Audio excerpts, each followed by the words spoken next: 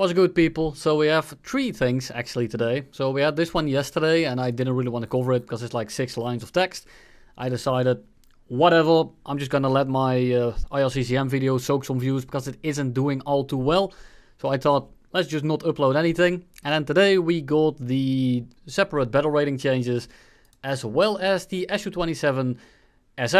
So why not combine all three of them into one video and just give you a quick overview on the things that are important. I'm going to start off with the SU-27. The SU-27 is supposed to get better engines. It's going to get better RWR, which is a very big thing, especially in Simulator right now. The red team does not have planes that have good awareness, and this should fix that. It should tell you the range, the direction, the radar.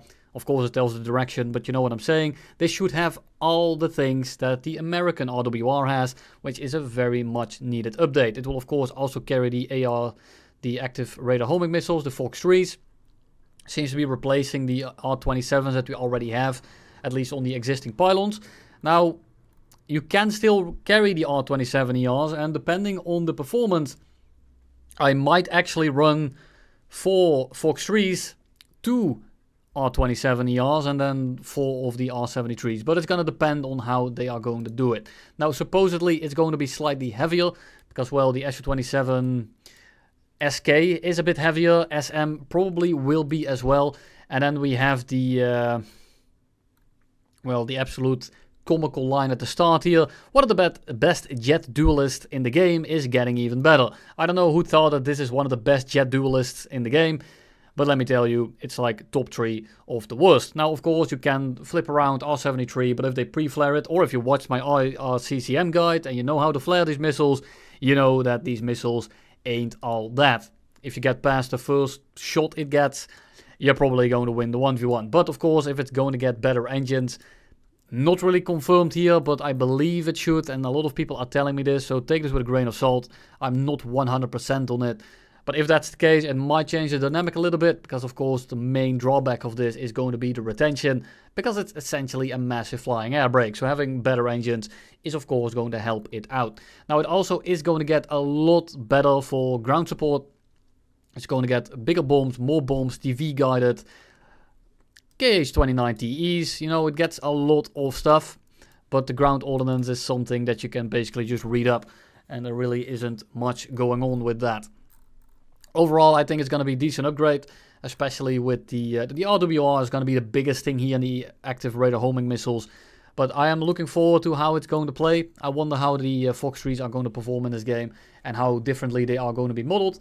But for now, we just have to stay tuned and see how they implement everything. If you want to read all these dev blogs, they're of course going to be in the description, as they always will be. I'll also scroll past it slowly in case you are not able to, or you just can't be fucked and you want to simply read it on the screen.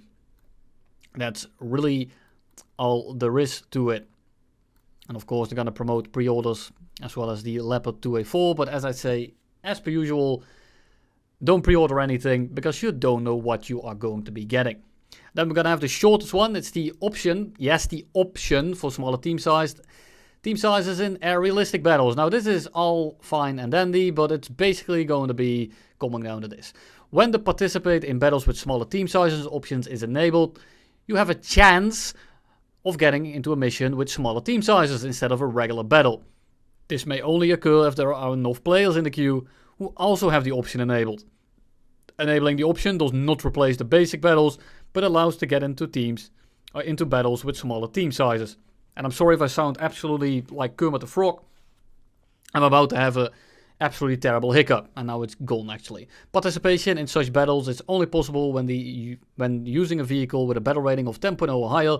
When using vehicles with a lower battle rating, you'll not get into battles with smaller team sizes. Now, initially I thought that this was going to be a thing, before I read the 10.0 thing, that maybe if you turned it off you wouldn't get into 6v6 matches at 6.0.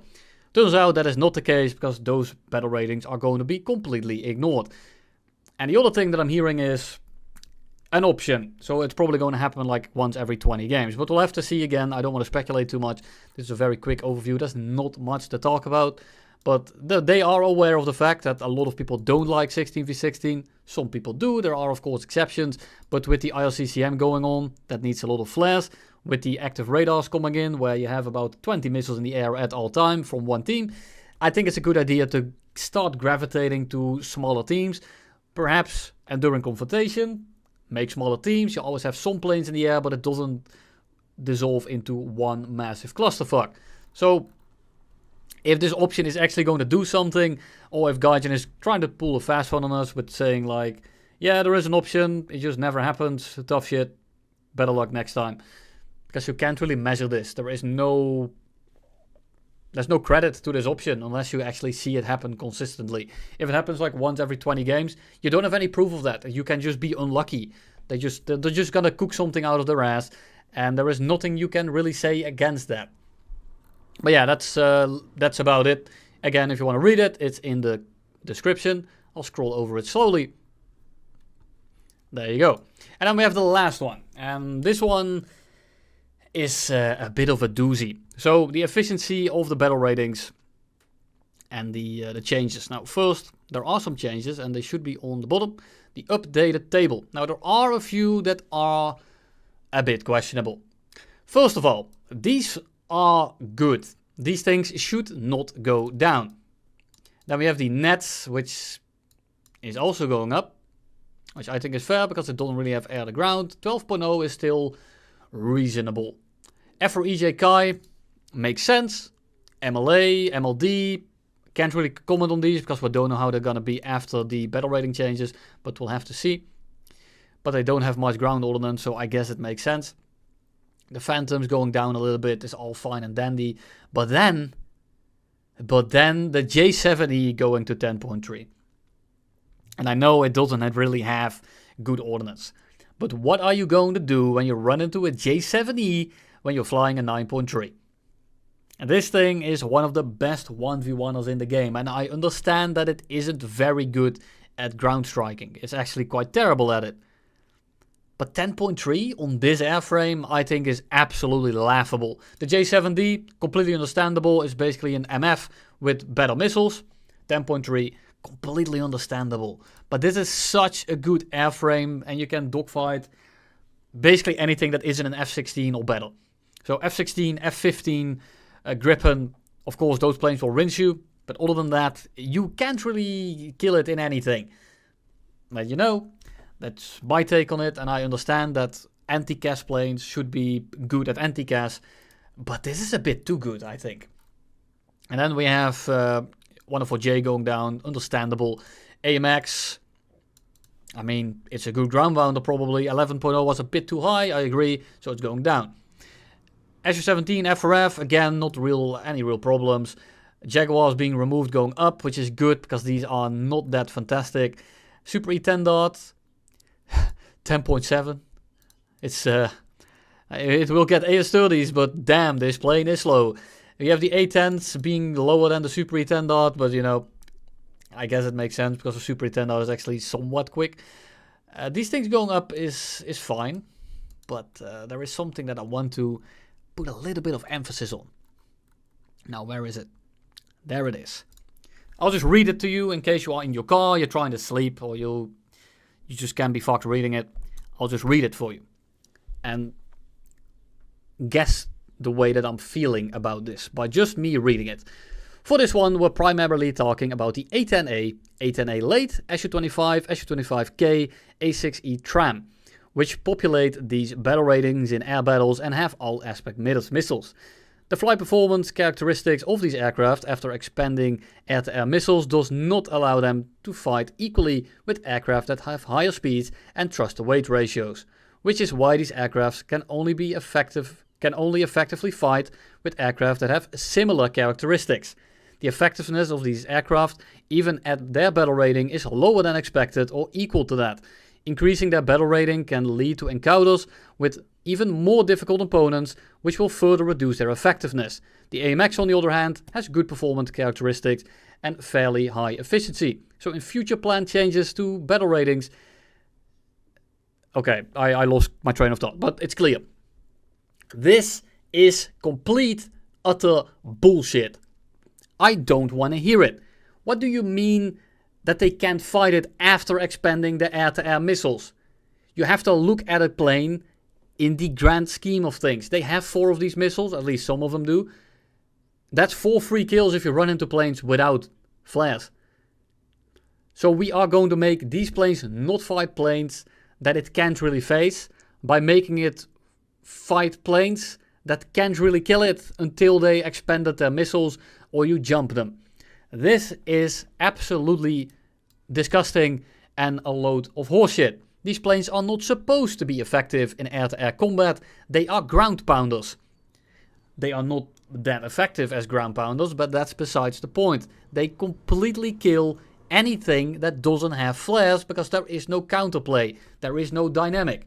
If you die to your A-10 in a dogfight or you die in it in your supersonic, you misplayed it and the A-10 kills you, so be it. These planes don't have to be effective. These missiles are there for defense, not offense. So gauging these planes without their missiles is ridiculous. When we decide the battle rating of something like the MiG-29 SMT, I think we can all agree that the MiG-29 SMT, after it expands its missiles, is absolutely trash. It's one of the worst flight models at top tier, and it's carried by the R-27s with the good radar set. That's a better radar than the SU-27, as well as the R-73s, which are pretty fucking potent. We are not going to gauge its performance after it expanded those missiles, because then we're going to put it at like what? 11.7? 11.3 maybe? In what world is this fair? You have to look at these planes in the complete package and saying that after they expanded their missiles they're not that great. Their missiles are part of the kit. Why is this a distinction that we are going to make exclusively for these planes that caused so many issues? But yeah, that's about it. I'm not gonna start yelling about this. And over here it's basically all like interactions, the way it works. It's all about a bunch of horseshit. That's really all I can say about it. It's yeah. The changes here for the most part are okay. I think that the J7E should definitely not go to 10.3. Like the rest here is okay. Just the A10 and the SU-25, like why can't they go up? Why are we suddenly making an exception for planes after they expanded their loadout? If we have to do that, then a lot of planes can go down because we have quite a few planes that are completely carried by the missiles. SU-27 without missiles isn't particularly great. The MiG-29 SMT isn't. The Tornado is absolutely dogshit without missiles. Even with, it's not that great. But you're not going to put these planes at 10.3 because they struggle without their missiles. The missiles are part of the kit. But yeah, that's about it. I don't want to make this video 20 minutes long. It's already 13 actually. Check out my IRCCM guide from 2 days ago.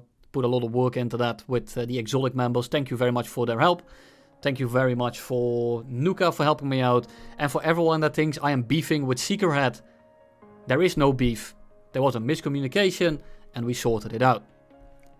There is no beef. There won't be a Kendrick Lamar diss track. Don't worry about it. We are completely good. Thank you all for watching and you'll see me in the next one.